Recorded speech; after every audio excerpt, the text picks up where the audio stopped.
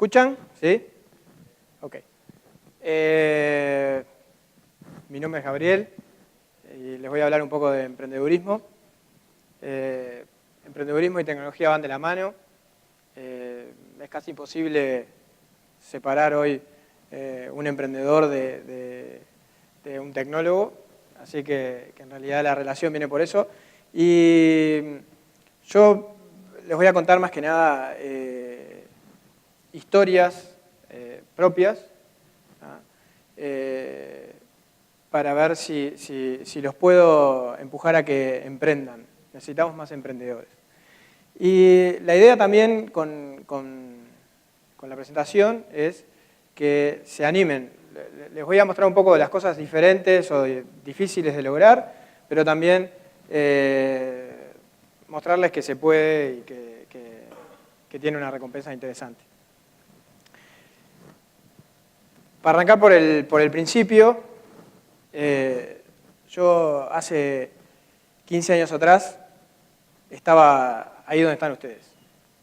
En realidad no en este lugar porque no existía todavía, pero estábamos en el Radisson donde se hacían los eventos de la comunidad Microsoft, allá fines de los 90, principios de los 2000, y yo formaba parte de esa comunidad. Yo estaba terminando el liceo, no tenía muy claro qué es lo que iba a hacer con mi vida. Sabía que me iba a dedicar a tecnología, pero la carrera de ingeniería era algo que no me cerraba del todo, me parecía poco práctica, y me empecé a enganchar con los eventos de la comunidad de Microsoft. Empecé a hacer las carreras de Microsoft, Certified Professional y Solution Developer y bueno, Certified System Engineer, todos esos. Aparte yo hice las cosas que venían por el lado de la infraestructura y por el lado de desarrollo también. Lo cierto es que con 18 años empecé a trabajar en una empresa bastante grande y me vinieron a buscar por las certificaciones que tenía y empecé a trabajar como loco y me fue bien, muy bien, demasiado bien. Al punto que cometí uno de los errores más grandes de mi vida, que fue terminar de abandonar la carrera o los estudios. Y la verdad es que me sentía muy bien. Tenía 20 años, ya hacía un par de años que trabajaba ahí. Yo trabajaba mucho, me iba muy bien técnicamente, entonces empecé a crecer mucho dentro de la empresa. Y a los 2-3 años tenía un puesto importante, ganaba muy bien, tenía gente a cargo, tenía clientes muy grandes bajo mi responsabilidad. Y la verdad es que me creía que estaba por encima del bien y del mal. Y la vida me trajo a la realidad. Se encargó de traerme a la realidad. ¿Cómo fue eso? Bueno, la burbuja de las .com, varios de los clientes grandes que nosotros teníamos en esa empresa eran empresas como Star Media y cosas por el estilo, muy tecnológicas, que tenían mucha demanda de tecnología y por ende eran clientes nuestras, y se fundieron, cerraron, y por ende la empresa en la que yo trabajaba también cerró. Y me encontré con 21 años, sin trabajo, y el tren se me había pasado. Había abandonado los estudios, ya estaba en el medio de la nada. Y ese Uruguay, estamos hablando del 2000, 2001, era distinto al de hoy. Hoy, con el movimiento tecnológico que hay, la demanda de gente que hay, la mayoría de ustedes van a una empresa tecnológica como la nuestra y seguramente les van a hacer una entrevista, les van a preguntar cómo saben desarrollar en X tecnologías, y Esteban decía, yo leí un libro, aprendí, me bajé los tutoriales, y buenísimo. Y les van a hacer una prueba de nivelación y van a demostrar si saben o no saben, y ahí van a ver si quedan o no quedan. En ese Uruguay, pre-crisis del 2002, si no tenías un título no servías para nada. Entonces, yo tenía el problema de que había llegado a un puesto de gerente de área con 21 años en una empresa grande y no tenía un título. Entonces, no iba a trabajar en ningún lado porque nadie me iba a dar un puesto menor al que yo tenía, o era muy difícil, y para darme un puesto de esos, habían 20 candidatos que tenían mucho más certificaciones que yo, por decirlo de alguna manera. Y en el Uruguay, las certificaciones de Microsoft, en aquella época, y creo que después también, nunca rindieron mucho. Distinto en otros lugares como en Estados Unidos, que sí son muy buscadas. Entonces yo estaba en una situación muy complicada. Y hice lo único que podía hacer. El tren se me había pasado, y por seguir con esa visión, lo único que podía hacer era caminar al lado de la vía. Y dije, bueno, tengo algo de dinero, vamos a emprender, a crear nuestra propia empresa. Por necesidad, ¿no? Siempre que hablamos de un emprendimiento, se tiene que hablar de una oportunidad. Es imposible hablar de un emprendimiento si no está asociado a una oportunidad. De hecho, si lo estamos haciendo, ya arrancamos mal. Y las oportunidades a veces son claras, a veces se ven y a veces no se ven tanto.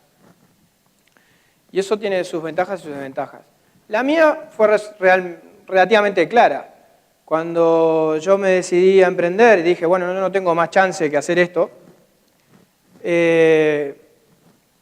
la oportunidad me vino por el lado de que había gente, clientes de la empresa que yo trabajaba, que me llamaban y me decían, che, tipo, si vos arrancás, te ponés independiente, tipo, armate un equipo, nosotros te traspasamos el contrato a vos, quedamos medio en la lona con esto. Bueno, y tenía algunas multinacionales que estaban en esa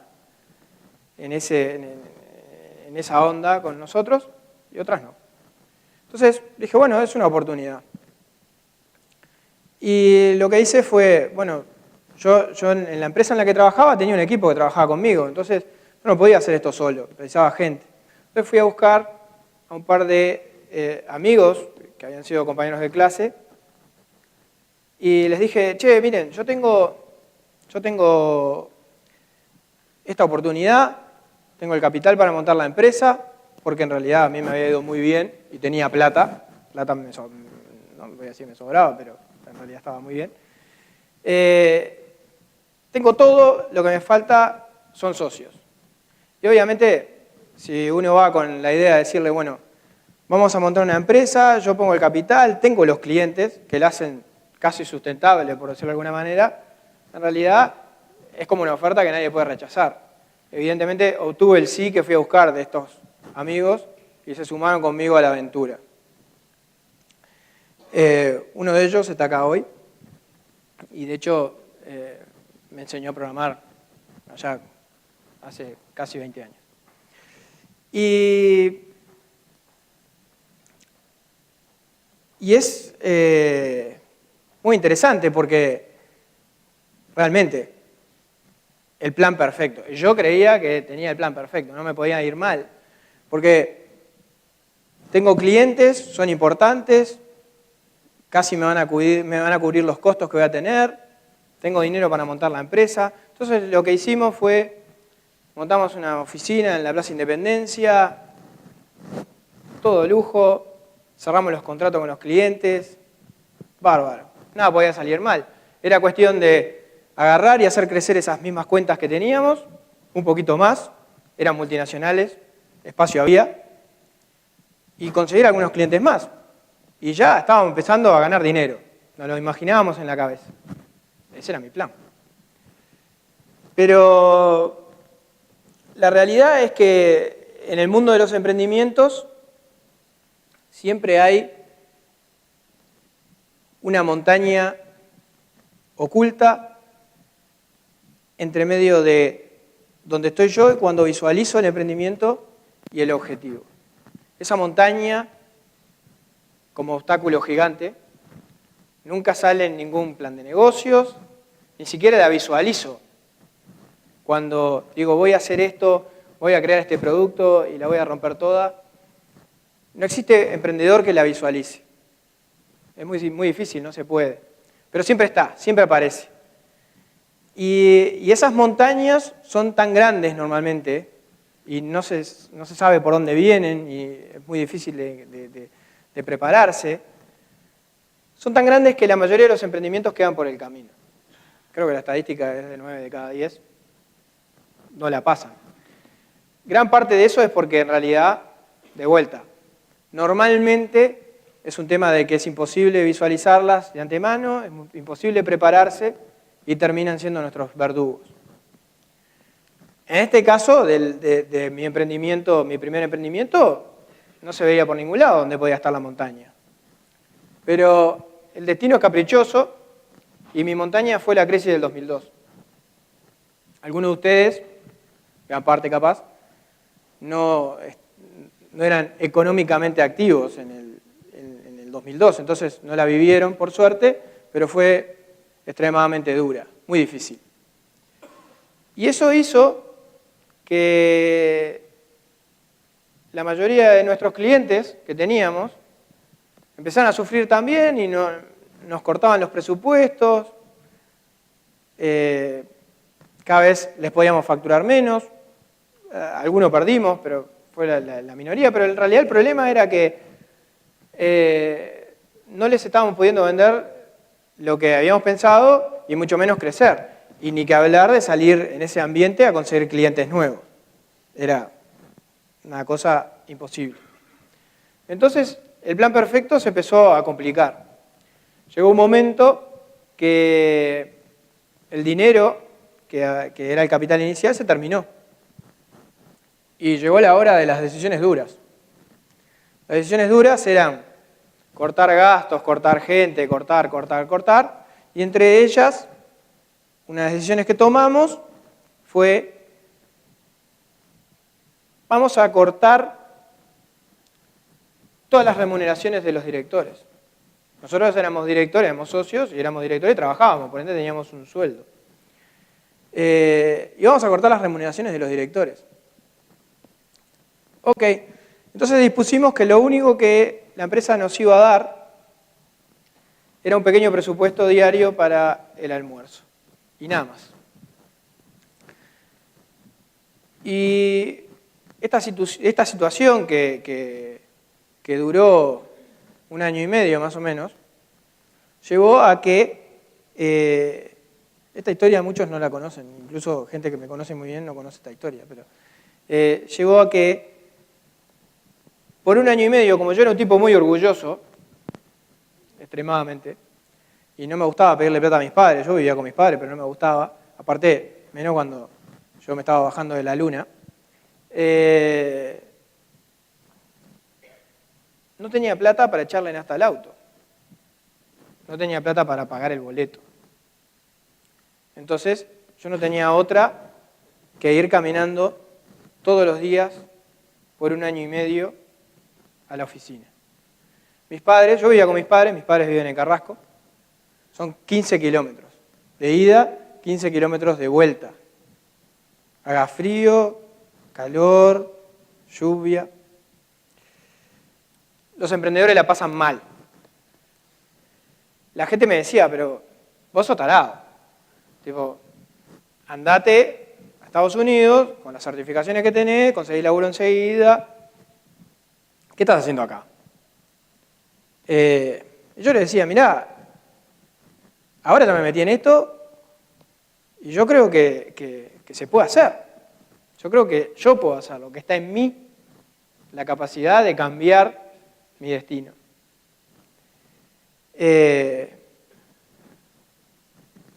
Y bueno, digo, no solamente pasaban cosas como la de la caminata, ¿no? La caminata es emblemática, pero En realidad habían cosas como, por ejemplo, mucho más, que calan más hondo, como por ejemplo no tener 23 años, como tenía en aquel momento, y no ser dueño de poder llevar a tu novia al cine o a tomar algo un sábado, o ni siquiera comprar un regalo decente para Navidad. Y esas cosas, en realidad, le vuelan la autoestima, o la autoestima a uno. Es muy difícil, muy difícil. Son épocas muy duras. Pero, siempre que llovió paró y de tanto pegar la pared, en algún momento las cosas empezaron a cambiar. En definitiva, ese emprendimiento se cayó. Ese emprendimiento se murió. Nunca sobrevivió. En los hechos nunca se murió del todo, de hecho se lo regalamos a uno de los, se lo regalamos literalmente a uno de los empleados que teníamos. Le regalamos la empresa, los clientes, todo. Le dijimos, ahora sos vos el dueño. ¿Tá? Y porque en realidad si no estábamos nosotros y se hacía cierto ajuste y él se quedaba a cargo, iba a ser un negocio rentable para él.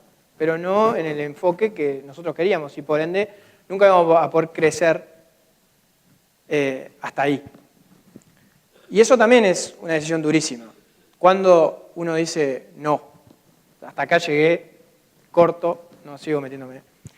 Y en definitiva, lo que pasó fue que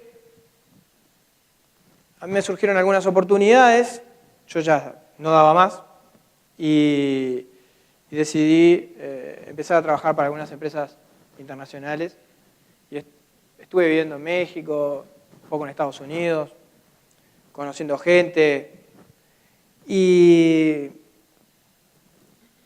lo importante fue que el haber vivido todo lo que viví con mi emprendimiento, cuando me dieron esa segunda chance de empezar a trabajar de vuelta en el ambiente corporativo en serio, y además a otro nivel, yo empecé a ver las cosas de manera diferente, a entenderlas de manera diferente, a tratar de ver por qué eran así, cómo podía modificar ciertas cosas para que me sirvieran cuando yo volviera a emprender. Yo estaba convencido de que lo iba a volver a hacer. Entonces empecé a analizar las cosas desde esa perspectiva. Nunca lo hubiese podido hacer si no hubiese tenido mi emprendimiento primero y hubiese fallado. ¿Tá? Entonces, la propia experiencia del principio del primer emprendimiento, combinado con la nueva oportunidad, me llevó a entender un montón de cosas, a entender mejor las necesidades, a entender mejor qué se podía cobrar, por qué estaba la gente dispuesta a pagar. Y con eso en mente, luego de un par de años fundé Ingenious Softworks, que es una empresa de diseño y tecnología.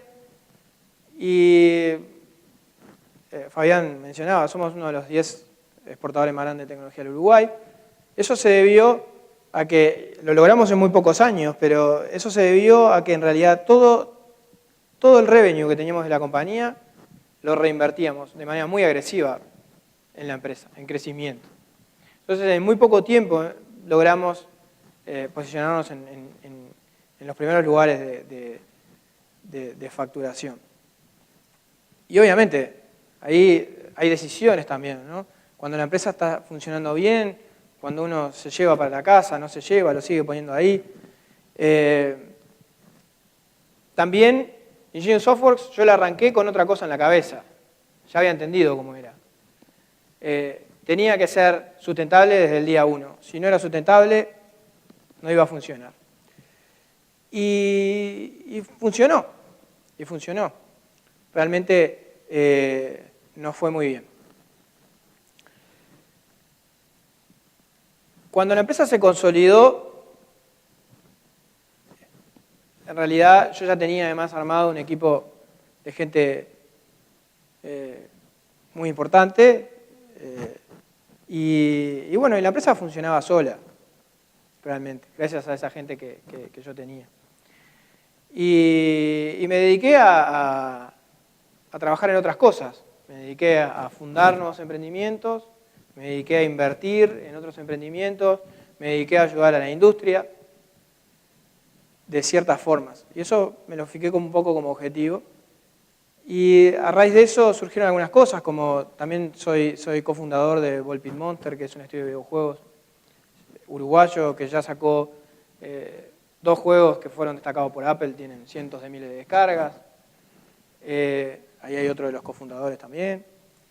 Y Speak Sports lanzó un MVP ahora en el Mundial, también nos fue muy bien. Y Whoopity, en algunas invierto, en otras las arranco yo y se las doy a socios y cosas por el estilo. Y también, como manera de darle una mano a la industria, soy secretario general de la Cámara Uruguaya de Tecnología de la Información, de la CUTI, y soy representante de un holding financiero de Estados Unidos, acá en Uruguay, con el que estamos viendo de armar un VC, un fondo de inversiones para startups tecnológicas. Y la única razón por la cual no lo hicimos es porque no hay pipeline, lo que se llama. ¿Qué significa eso? No tenemos suficientes emprendedores. Y por eso estoy acá yo hoy. Necesitamos más gente que se anime a llevar a cabo las ideas, a ejecutar esas oportunidades. Todos tienen ideas. Todos ustedes, si miran hacia adentro, son emprendedores en potencia. Algunos más, otros menos, algunos piensan que les faltan cosas, otros que no tienen otras, pero algunos son más arriesgados, pero en realidad todos son emprendedores en potencia. Todos tienen la oportunidad también. ¿A quién no se le ocurrió, habría que hacer esto y vamos a revolucionar tal cosa? Pero nunca se animan, porque es difícil. Y sí, es difícil. Yo arranqué contándoles lo difícil que era. ¿Tá? Pero también, ahora les estoy contando lo sabroso que es, tipo cuando lo logran. ¿Tá? Estoy haciendo esta charla lo más rápido posible porque estamos súper tarde de tiempo, así que la estoy descafeinando lo más que puedo. Mi técnica, yo mentoreo startups también, entonces la mayoría de los chiquilines cuando llegan me preguntan, bueno, ¿y vos cómo haces? Y yo en realidad no hago nada especial. Tengo una técnica que es muy básica, ¿tá? Que son 3 palabras. Foco, creer y cumplir. ¿Qué significa esto? Lo primero es, yo pongo el foco en ser el mejor. No importa si soy yo, si estoy hablando del equipo que estoy creando o del emprendimiento que estoy creando. Tiene que ser el mejor. Puede ser el mejor acá, puede ser el mejor en el mundo. Depende del ámbito en el que yo esté pensando. Pero si yo estoy pensando en que esta empresa va a ser global, tengo que pensar de que el equipo que tengo que armar tiene que ser capaz de crear el mejor producto en el mundo. Si yo voy a poner una verdulería, tengo que tener la mejor verdulería del barrio, porque mis clientes no se van al otro barrio a comprar. Entonces, todo depende, y tratar de ser eficiente con eso, pero focalizarme en ser el mejor, en ver qué tienen los demás, ver qué están haciendo, ver cómo yo lo tengo que hacer. Pero si yo intento ser el mejor, la mayoría de las veces no lo voy a lograr, de hecho no lo logro, pero al intentar ser el mejor, la mayoría de las veces puedo ser al menos muy bueno. Logro ser al menos muy bueno. Lo cual ya me deja en una posición muy ventajosa. Si yo quisiera ser simplemente bueno, probablemente lograría ser mediocre. Y si yo me propusiese ser mediocre, sería malo, probablemente. Porque todos sabemos que siempre dejamos cosas por el camino. Entonces, lo primero es focalizarme en ser el mejor. Intentarlo de manera honesta.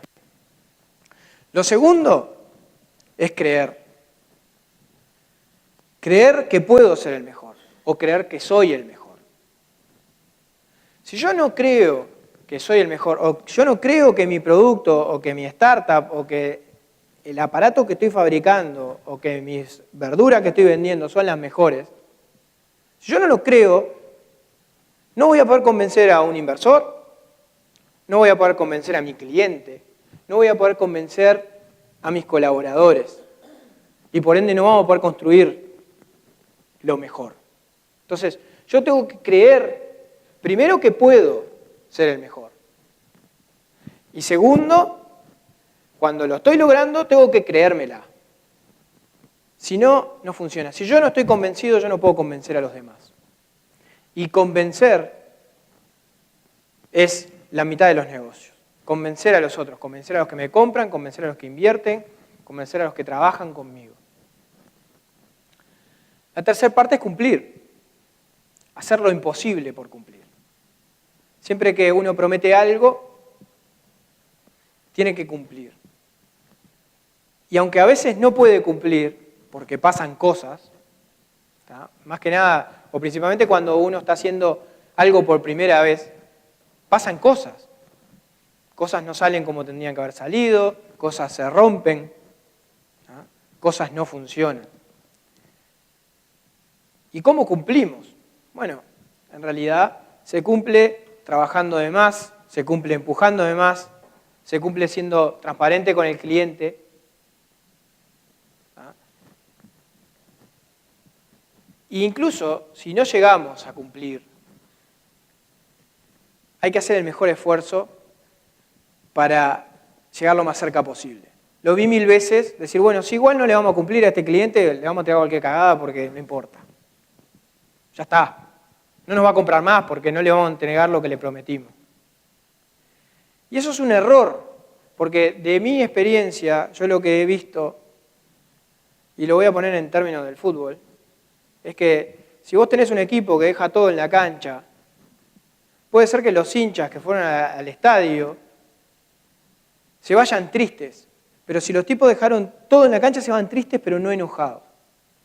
Si jugaron desganado como Nacional el último clásico, nos vamos calientes de la cancha. Y probablemente no vuelva el fin de semana que viene o no vuelva el resto de la temporada a ver ese cuadro.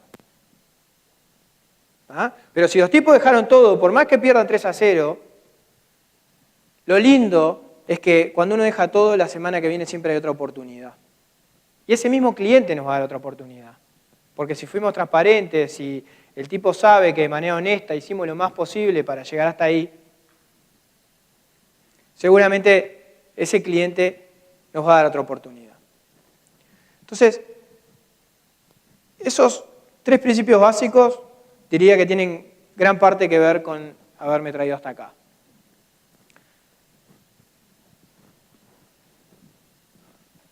Simplemente es creer, simplemente es cumplir. Y se me olvidó el primero, estoy bien.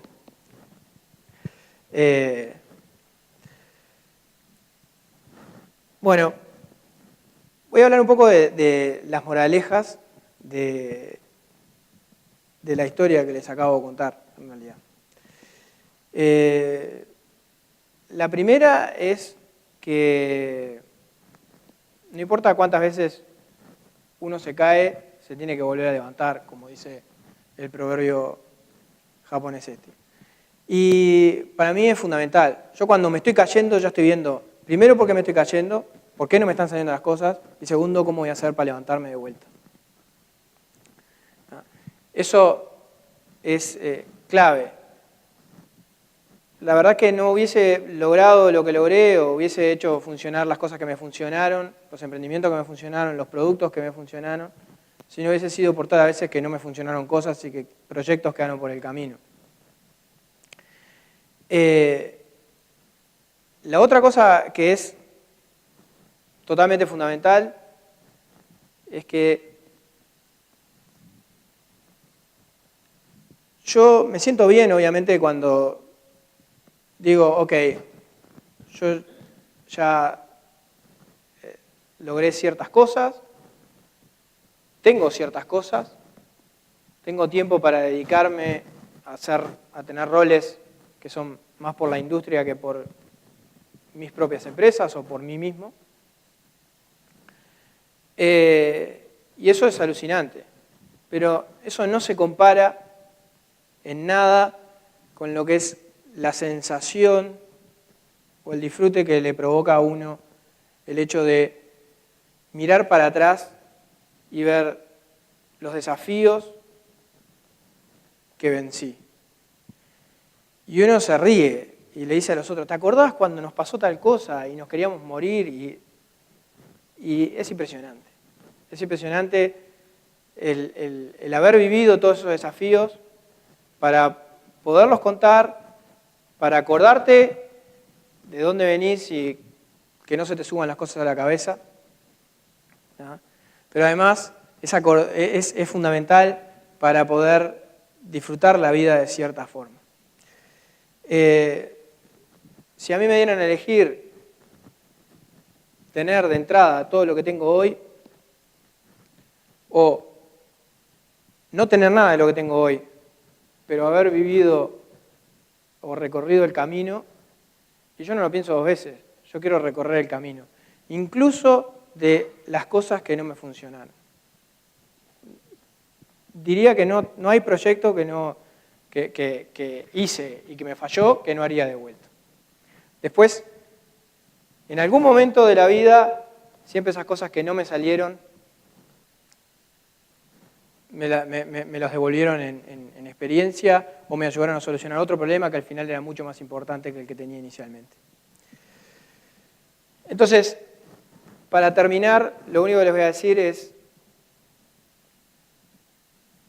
a mí me gustaría que esto que les dije ahora, en realidad, los empuje un poquito más a que se animen a tener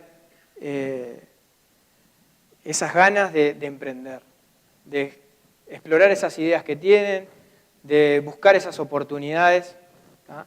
De hacer cosas nuevas. Mismo a veces adentro de sus propias organizaciones, no tienen por qué hacerlo afuera, ¿tá? Pero hacer cosas nuevas, a tomar riesgos. ¿tá? Me gustaría que salgan allá afuera y empiecen a recorrer sus propias aventuras, ¿tá? Que junten experiencias para que le puedan contar a sus hijos, o mucho mejor, historias de cómo derrotaron desafíos gigantes para que sean ustedes los que mañana les cuenten a las próximas generaciones y que ellos sean los que se animen a emprender. Así que está. Muchas gracias.